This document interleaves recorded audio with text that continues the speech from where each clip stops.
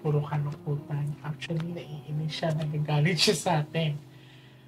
It's a little mad. Stricto po yan. Stricto siya. Tahimik siya. Kanyang napakita.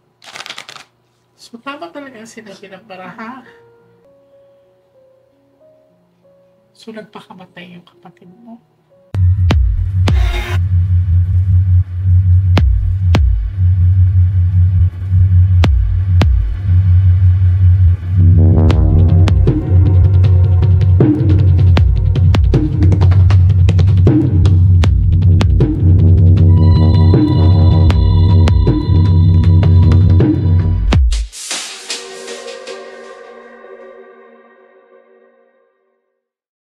Hi sa mga Nostranatics worldwide! Today is another day. Ayan, so meron na naman tayong tutulungan, no? And may dala silang gamit ng kamag-anak nila. I have here. And anong oras kayo dumating, ate? Medyo late na. Okay. So, anong oras na, di ba? Opo. So, mahaba ang pila. So, salamat sa matyagang pag-aantay ninyo. Opo. So, kapatid mo to? Opo. Ilang taon siya, ate? 43 po.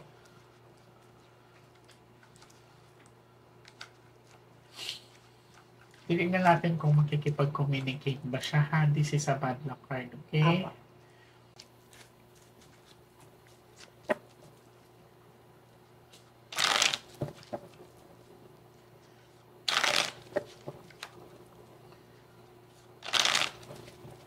Mag-ask muna tayo ng prayer.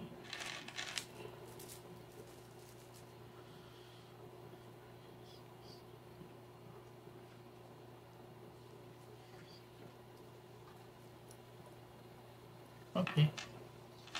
Now, I want you to focus, ate. Kailan siya namatay? Nung ano pa po, March 1, March 23. Ah, okay. So, last year. Pick one girl. So, this is you, ate. I'm hoping that this is a red card.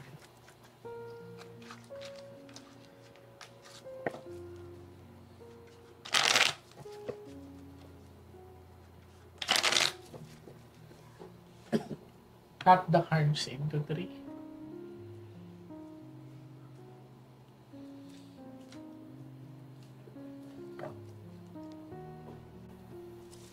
Kuha ka ng 7 cards, so ito talagay mo dito.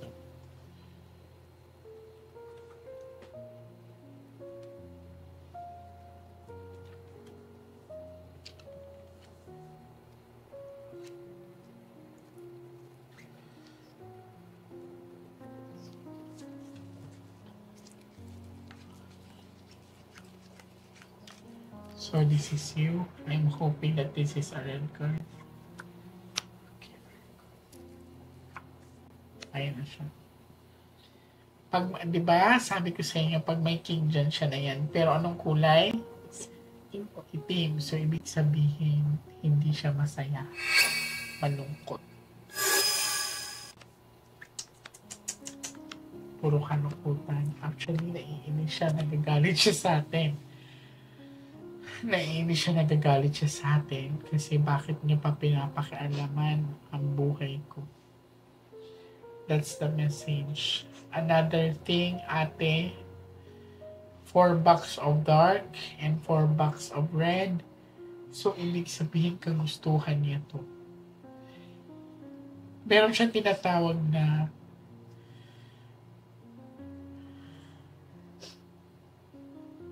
self-inflicted. Meron siyang suicidal thoughts. So, pinakita agad sa akin sa mga baraha. Nakagustuhan niya, ibig sabihin, desisyon niya. So, nagpakamatay yung kapatid mo.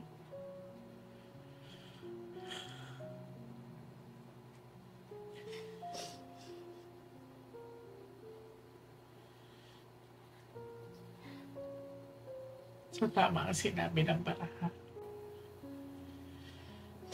Ba't ngayon lang kayo nakapunta sa akin? Ano po, actually po, noong last year, pagka-living niya po, kumontak po ako sa mga isang sa admin. Nag-reply naman po sila, nagbigay silang schedule. Kaso, binatay ko po sa mga... Medyo magulo pa po yung Okay, namin. hindi pa kayo handa. Opo. Parang hindi yung patanggap yung pagkamatay niya. Nagkaroon pa kayo ng agam-agam kung ganun ba talaga nangyari. Inaano po namin kung anong dahilan. Titignan natin, happy. Pero kung mapapansin ko dito, isa sa mga dahilan ay, tingnan mo, Kaya, ano yan? Diamond, pera yan.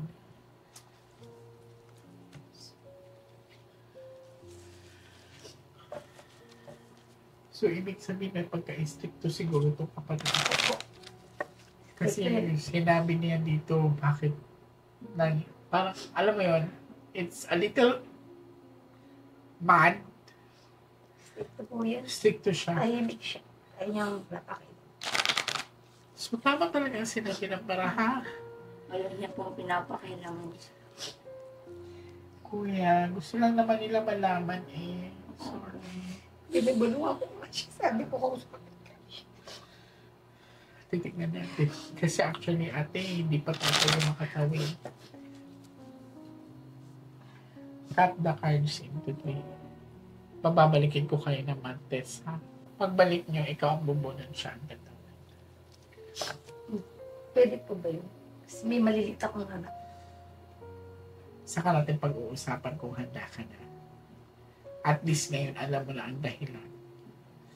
Ate, anong oras na ang dami ko nang binasahan kanina pa.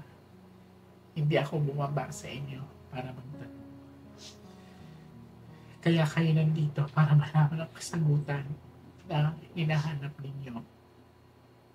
Malinaw na pinakita sa akin sa mga baraha na self-inflicted or ibig sabihin may suicidal talaga siya. Kuha ka ng 9 cards of total energy.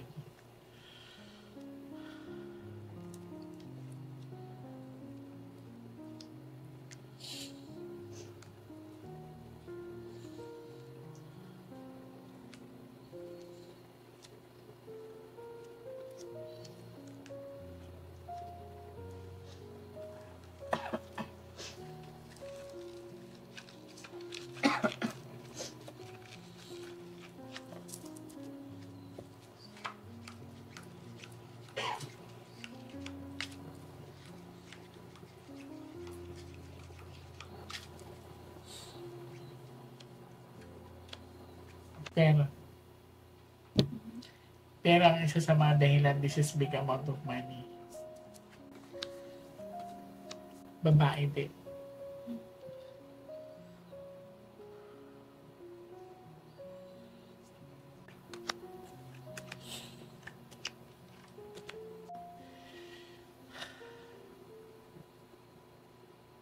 Actually, tinamaan siya ng anxiety, depression. Ace of Hearts, so affected din yung relationship niya. Pero sa according sa baraha, hindi naman daw dapat sisisihin kung sino ang naging partner niya kasi wala naman daw talagang kasalanan. Yung partner niya po. Kasi po, actually, Yung sa kanya po, niya, yung partner niya po yung inaano talaga namin. kasi po, Ano sinabi niya? nung nabubuhay pa siya, may nasabi siya sa akin. Sabi niya, si ano, May iba. lalaki. May iba. Hindi ko siya pinakinggan kasi ko, hindi naman ganyan. Kasi ako sa komo. Kasi wapo siya. Ano bang sinabi dito, darling? Huwag na daw sisihin ang naging partner niya. Tapos yung pera po, yung asawa niya.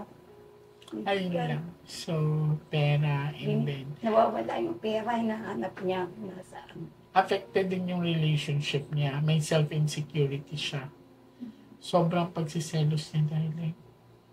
Totoo. Yung Para ang kini-question niya sa sarili niya is that may kulang pa ba sa akin?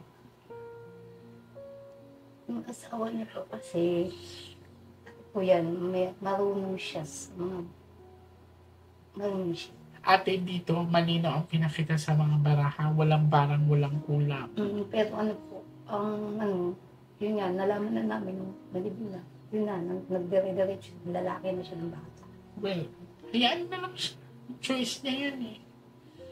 Ngayon po na nahimik na siya, wala nang pera, naubos siya. Ubus.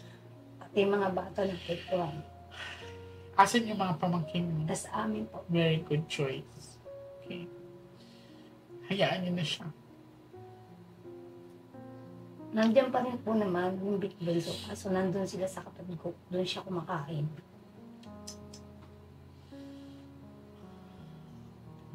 Mag-focus na lang kayo sa mga pamangkin niyo.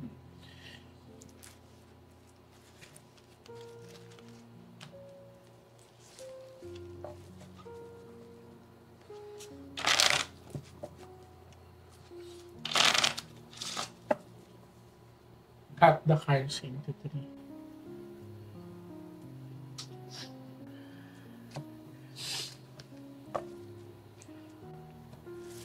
Kuha ka ngayon ng last 12 cards of total na kayo dito. Huwag ka magmadali.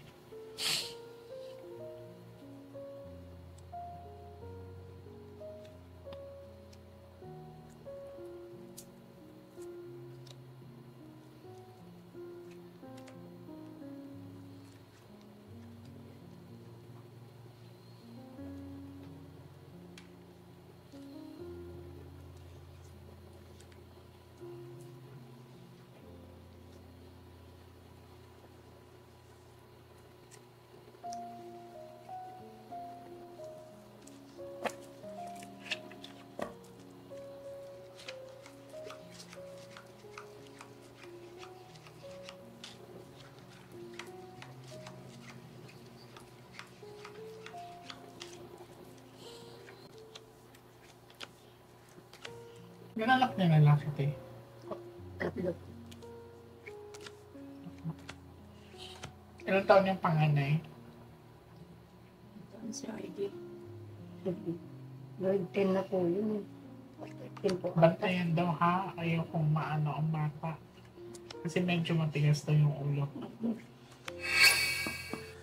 So, bantayan nyo ang bata kasi same sa daddy niya. May suicidal thoughts din ang bata. Mahirap mapagsabihan to. Okay. This is a bad luck card. O, ayan o. Father and son. Dalhin niyo sa akin yung bata pagbabalik niyo. Gusto ko makasigurado na wala nang susunod or same na gagawin sa tatay niya. Okay. Pero yung ano po kasi pangalan, nakikitaan naman po namin siya medyo malakas loob. Pero yung pangalawa po, mahina po siya kumain, sobrang payat.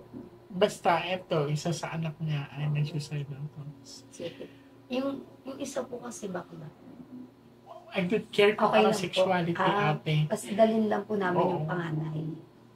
It doesn't matter kung bakla or tomboy or kung ano man ang sexuality. Basta ang sabi dito yung anak niya, kailangan ma-double check kasi may suicidal thoughts din. So, sa mga makakapanood nito, lahat naman tayo ay may pinagdadaanan sa buhay. Kagaya ng lagi kong sinasabi, ang depression ay hindi biro yun.